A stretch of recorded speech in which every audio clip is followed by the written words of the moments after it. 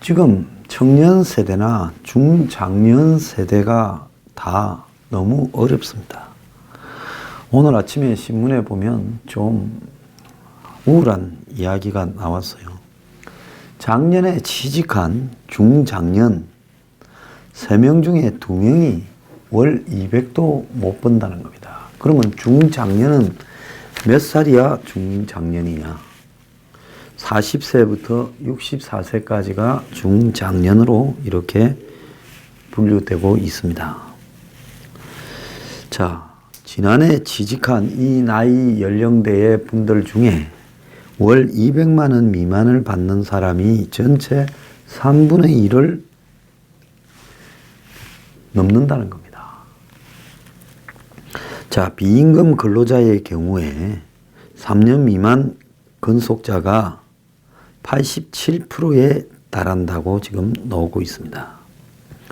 자, 중장년층의 인구가 얼마냐? 40세에서 64세까지요.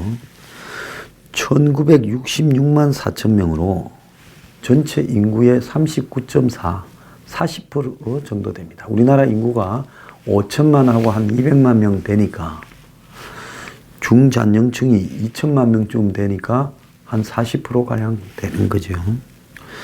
자, 그런데 그동안에 그러면 중장년을 몇 세로 정의하느냐가 논란이 많았는데, 그래서 이제 40에서 64세로 이 통계청에서 정리를 해서 이 세대들을 별도로 통계 대상으로 넣었다는 겁니다.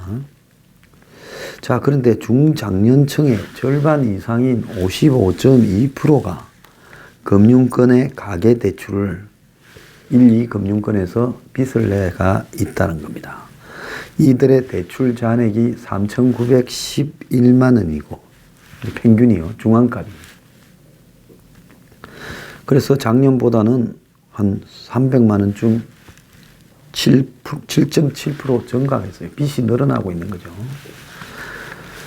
자, 그리고 비임금 근로자의 대출 중앙값이 그러니까 5,654만 원으로 임금 근로자 4,448만 원보다 1.3배가 높았다는 거예요. 그러니까 어디 가서 월급을 받는 근로자보다 월급을 받지 않는 근로자, 그러니까 어떤 사람들이겠습니까? 이 임금 근로자는 고용원이 있는 자영업자나 고용원이 없는 자영업자, 무급 가족 종사자 등을 이렇게 비임금 근로자라고 이야기를 하고 있습니다. 그러니까 자영업을 하시는 분이 빚이 직장에 다니면서 월급 받는 사람보다 더 많다는 거예요. 그 다음에 주택 소유자의 빚은 무주택자의 빚보다 4배가 많았다는 거예요. 그러니까 무주택자는 빚이 2천만 원인데 이 집이 있는 사람은 빚이 평균 8천만 원이었다. 자, 그래서 평균 소득은 4%가 늘어난 3,349만 원이라는 겁니다. 1년에 연간. 주택을 소유한 중장년이 812만 8천 명으로 전체 41.3%라는 거예요. 배우자 등 가구원까지 포함한 주택 소유율은 63.3%라고 나옵니다. 그런데 여기에 이제 가구원까지 포함한 주택률이라는 것 중에 1인 주택, 오피스텔 이런 것들이 많이 포함되기 있기 때문에 왜곡이 나타날 수 있다고 봐요. 자, 문제는 일자리인데 중장년 이 등록 취업자 수가 작년 10월 기준으로 1,208만 명이에요. 그런데 전년에는 취업 중이었으나 2017년에는 실직 등으로 미취업된 사람이 132만 명, 6.7%가 취업을 작년에는 하고 있었는데 올해는 못하고 있다는 겁니다. 지난해 일자리를 얻은 중장년 가운데 임금 파악이 가능한 근로자가 숫자가 70만 8천 명인데 월 평균이 100만 원, 200만 원 미만이 53%, 제일 많았고요. 200만 원에서 300만 원이 19.7%, 100만 원 미만이 13.9%라는 겁니다. 그러니까 200만 원 미만이 전체적으로 봤을 때 67% 정도, 3분의 2가 200만 원 미만이라는 겁니다. 우리나라 임금 수준이 높아진 것 같아도요, 이런 거를 보면 참 어려운 사람들이 굉장히 많은 것 같아요. 자, 남자가 평균 271만 원, 여자가 165만 원이고, 월급은 40대 초반이 220만 원, 50대 초반이 213만 원, 60대 초반이 172만 원으로 나이가 올라가면 올라갈수록 낮아졌다는 겁니다. 그래서 중장년층은 실업, 퇴직, 임금 하락 등으로 소득은 줄어드는데 대출, 이자나 비소비 지출은 더 많아지기 때문에 쓸 수 있는 돈이 더 없다는 거예요. 근데 여기서 이제 또 말하고 있지 않은 것은 실제로 이런 분들 중에서 제일 큰 문제가 뭔가 하면 자녀들은 결혼을 시키거나 또 이 취업 공부를 해야 되거나 이런 문제, 대학을 보내야 되는 문제에 다 부딪히는 연령대예요. 그렇게 되면 또 앞에서 있었던 세대들은 그걸 감당하고 그럭저럭 넘어가고 본인은 빈털털이 됐지만은 이제 뒤에 세대는 그걸 감당도 못하는 겁니다. 그러니까 다들 결혼 안 하는 세대가 되어가고 있는 거예요.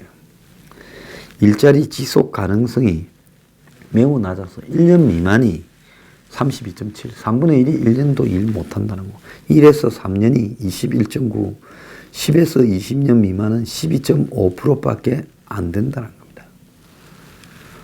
자, 자영업자는 1에서 3년 미만이 45%, 1년 미만이 41.5%예요. 비임금 근로자가 일하는 직장의 종사자 규모가 4명 이하가 93%.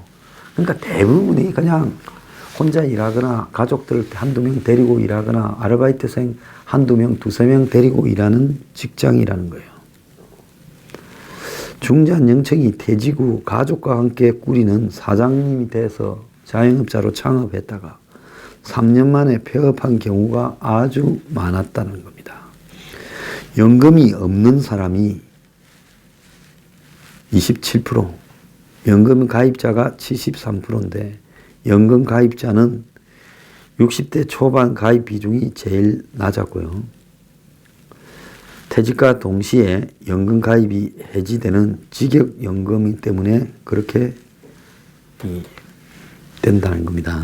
자, 이거 제가 그럼 왜 이런 이야기를 하느냐. 중장년층의 10명 중에 6명이 1년에 3천만 원도 못 번다. 또 다르게 보면 무주택자가 집을 가진 사람이 41.3이니 무주택자는 58.7이다. 아까 직계 가족이 가진 것까지 포함하면 63은 얼마인데 그거는 이제 자식들이 가지거나 뭐 이런 거를 포함한 거겠죠. 그래서 집 없는 사람이 중장년층에 있는 사람보다 훨씬 많다. 6대 4에 가깝다. 이건 심각한 부분이죠. 그래서 이 사람들의 연평균 소득이 아까 말한 대로 4% 늘어서 3,350만 원쯤 되는데, 자, 10명 중에 6명이 3천만 원을 못 벌고 있다는 겁니다. 그러니까 중장년층이면 월급이 제일 많아질 나이인데, 옛날 같으면 직기가 올라가고 호봉이 인상되어서 그래도 40에서 64쯤 되면 나이대로 따지면 40이 넘으면 회사에서 이제 과장을 바라보는 나이다. 아니면 과장이거나 팀장이거나 또 40대 후반 50대가 되면 임원이 되고 부장 그 다음에 무슨 임원이 되고 이런 나이대에 아니면 뭐 기술을 가지고 있으면 이제 그 기술 완전히 장인이 되는 나이인데 이 나이에 3천원 미만을 받는 사람이 이렇게 많다는 것은 대한민국에 한마디로 전부 이 한마디 월급 받는 사람들의 상황이 매우 열악하고 또 비임금 근로자라고 부르는 자영업자의 상황은 그나마 월급 받는 사람, 열악한 사람보다도 더 못하다는 게 지금 드러난 겁니다. 자, 그러면 젊은 사람들은 어떠냐? 이제 이 작년에 이 신혼부부들, 젊은 부부들 평균 소득이 4.7% 늘어서 부부 둘이서 5,278만 원을 벌어요. 두 사람이. 그런데 가계비세 중앙값은 12.9%가 늘어가지고 8,784만 원이에요.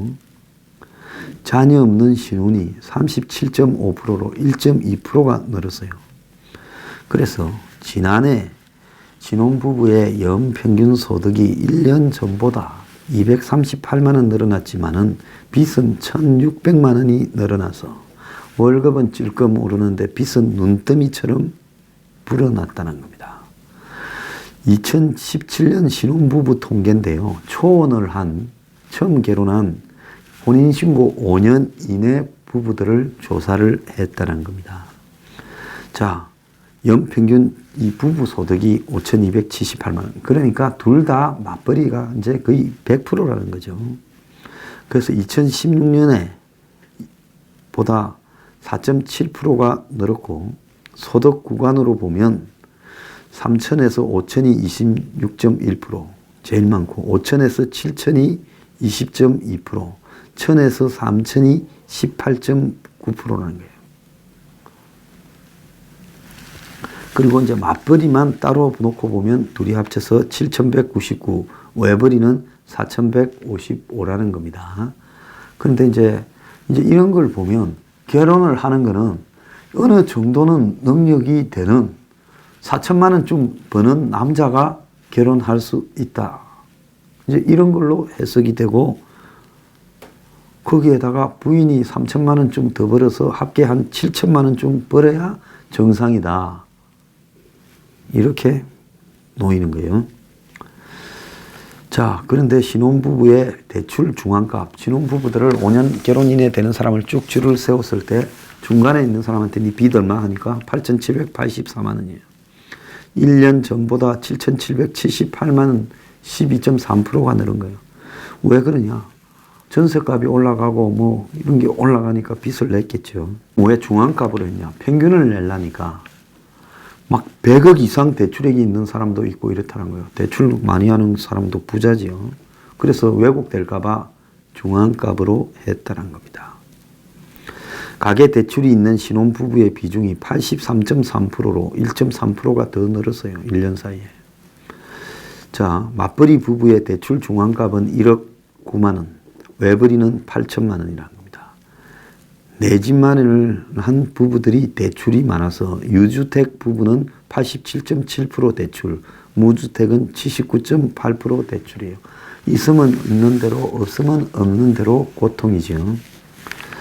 자, 결혼 초기 비용이 저주택 구입이나 전세 등으로 커서 소득보다 이 신혼부부들이 부채 증가폭이 훨씬 크다는 겁니다.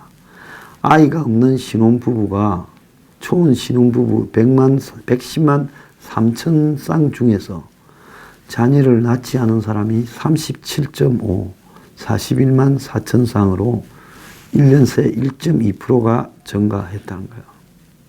맞벌이 중에는 43.3%가 아이가 없어서 외벌이 32%보다도 더 많고 또 유주택보다 무주택이 아이가 없다는 거예요. 아무래도 유주택은 그래도 좀 능력이 되니까 빚을 얻어서라도 집을 장만했을 거고 애라도 가지지만 집도 없는 사람이 애 가지기는 어렵다. 이런 참 현실입니다. 자, 그런데 우리나라에 청년 부채가 얼마나 되냐? 59조라고 제가 알고 있습니다. 자, 지금 하루에 컵라면 하나로 버틴다. 이 빚쟁이로 내몰린 이런 청년들이 굉장히 많다는 거예요.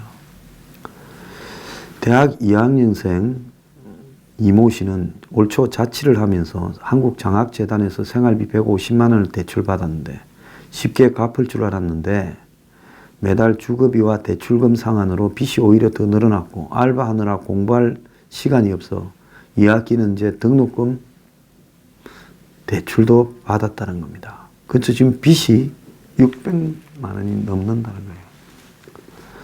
그래서 생활고로 유혹에 흔들렸다는 거예요. 술집 나가고 싶었거나 이런 말이겠죠. 그래서 내년에는 아예 빚을 갖고 하려고 휴학을 한다는 겁니다.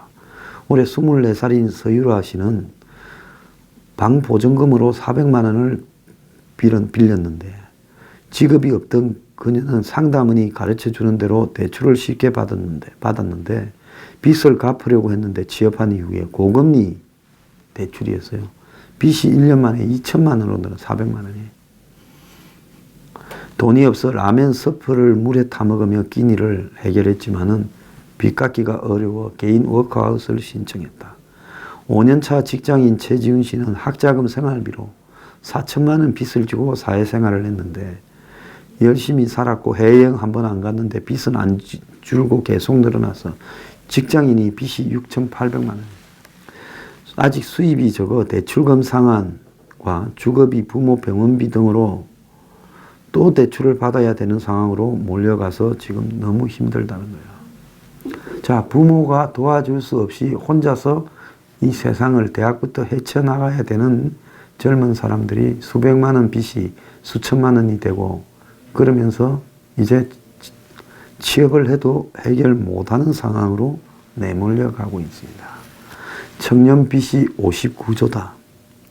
지난 한 해 가구 부채 증가 속도 5%인데 청년 가구 부채 증가 속도가 42%로 8배나 빠르다는 거예요. 자, 이 청년 빚이 몇몇 청년의 문제가 아니라 사회 구조적인 문제가 되고 있는데 이들의 부채가 발목을 잡는 상황에서 이 부채를 방치하면 안 된다는 거예요. 자, 심각합니다. 그렇다고 또 문제인식으로 전부 탕감해 줄게 이렇게 할 수도 없고요. 정말 심각한 문제라고 보고 있습니다. 청년들이 아르바이트에서나 열악한 직장에서 벌인 돈 중에 상당한 부분이 빚이 되는 거예요. 그럼 뭘로 빚을 짓냐? 부모가 도와줄 수 없으니까 대학 다닐 때 학자금, 지방에서 올라오면요, 반값, 밥값, 그리고 등록금, 그뿐입니까? 책도 사야지요. 그리고 잡비도 들지요. 학자금, 융자, 주택대출 등 생계를 이어가기 위한 필수적인 빚이라는 거예요. 그냥 막 내가 쓴 빚이 아닙니다. 자, 이를 갚기 위해 아르바이트를 해서 여가라고는 없이 살아요. 또 밥도 굶거나 저렴한 끼니를 학교 식당에서 끼니를 해결해요. 지방이 고향인 이서구 씨는 5년 새 집을 3번 옮겼는데 가진 전세금이 6천만 원밖에 없는데 그가 살던 동대문 이문동 일대 가격이 올라가 또 그가 살던 화곡동 일대도 가격이 올라서 있을 수 없어 김포나 인천으로 갈까 생각했는데 대학원생이 학교하고 너무 멀면 공부가 안 될까 봐 지금 서울도 못 벗어나고 그래서 행복주택에 입주하거나 전세 자금 대출을 이렇게 받아야 하는데 자, 그런데 그걸 못하는 거는 학교 다닐 때부터 학자금 대출 등을 받아서 이제 그게 눈더미가 늘어나서 빚이 많아서 이런 것도 못한다는 거예요. 장학금을 받고 학교를 다녔는데도 돈이 쌓이다 보니까 빚이 수천만 원 규모로 커져 버렸다는 겁니다. 그럼 뭐냐? 학원에서 주 2일 아르바이트도 하고 그리고 한 달에 60만 원 벌고 그중 만 원은 학자금, 융자금 이자로 가고 7만 원은 통신비, 5만 원이 차비로 가고 자, 원룸이 있는데 그 원룸 관리비가 한 달에 만 원, 공과금이 3만 원. 그래서 40만 원 정도 남는다는 거예요. 하루에 3끼를 다 못 먹고 점심하고 저녁만 3,500원짜리 먹고 그래서 하루 만 원꼴로 식대 빼면 30일이니까 30만 원이 날아가면 이제 남은 돈은 한 달 내내 쓸 수 있는 게 10만 원이라는 거예요. 그런데 이제 내년부터 대학원이 끝나기 때문에 내년 말에 매달 22만 원의 학자금 융자를 갚아야 되는데 자, 대학원을 수료해도 논문 써야 되고 추가적인 연구 일정 해야 되는데 알바를 더 하는 수밖에 없다는 거예요. 중소기업에 재직 중인 윤진수 씨는 한 달 180만 원을 급여를 받는데 100만 원 저축하고 80만 원으로 생계를 이렇게 완전히 고린자비로 꾸려가는데 자, 월세 부담을 못 이겨 1억 대출을 받았는데 전세 자금 이게 지금 그래도 혜택을 받아서 국토교통부하고 도시주택보전공사가 지원하는 1.2%짜리 대출 7천만 원하고 4% 신용대출 3천만 원 합쳐서 1억을 받았건데. 그런데 정부 대출은 연봉의 3배만 나와서 7천만 원밖에 대출을 못 받고 연봉이 2천만 원 되니까 나머지는 은행에서 4%로 빌려야 됐다는 거예요.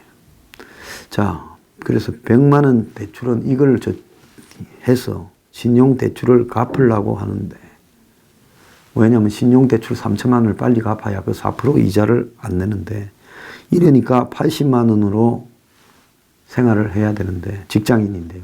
친구하고 점심하면 2만 원이 나가고, 그래서 돈이 없을 때는 약속을 안 잡고 집에서 남은 반찬으로 식사 해결하거나 아예 굶는다는 거예요.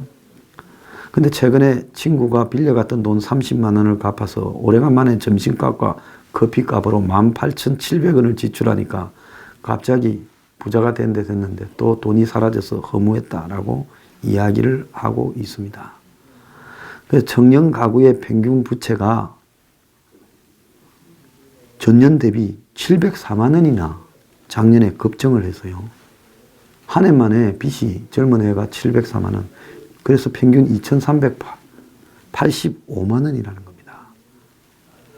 자, 2016년에는 1,681만 원이었는데 1년 만에 이렇게 커져버렸어요. 자, 직장을 제대로 구하지 못하니까 살아가기 위해서 빚을 내고 주거를 위해서 빚을 내고 이런 악순환이 있고, 고금리 금융기관 대출 경험이 있는 사람이 20.1%, 5명 중 1명이고 이 중에 13%가 23금융권에서 대출을 내고 있다는 겁니다. 참 큰일 났습니다. 나라 꼬라지가요. 이래갖고는 정말 나라가 아닙니다. 우리가요, 이 청년층에 이걸 탕감이라는 형식으로 해결해서는 안 되고요. 이걸 어떻게 해결할 거냐. 그래서 제가 이 주거 문제를 해결해야 된다. 그리고 청년 일자리 창출에 국가가 모든 노력을 다해야 되는데, 기껏하면 54조를 써가지고 한두 달짜리 인턴 알바 이런 거 갖고 안 된다는 겁니다. 그럼 어떻게 할 거냐. 정말 중지를 모아가지고요 해야 됩니다. 국가 예산을요 정말 북한 주는 것부터 시작해서 공무원 출장 가는 거 다 금지시켜야 돼요. 특수활동비도 다 없애고요. 짤 만큼 짜서 국가 예산에 한 100조를 만들어서 이걸로 어떻게 일자리를 해결할 수 있는가. 민간에 줘야 더 일자리가 많이 생기는가. 아니면 국가가 이걸 가지고 어떻게 일자리를 생산적으로 만들 거냐. 아니면 정말로 국가가 순환이 되는 선순환 일자리를 국가 예산으로 만들 수 있는가. 이런 고민들을 해야 되는 겁니다. 그런데요, 북한 신경 실컷 쓰다가 김정은이 안 오면 경제, 이런 사람이 대통령으로 있는 한은 답이 없다 그래 봅니다.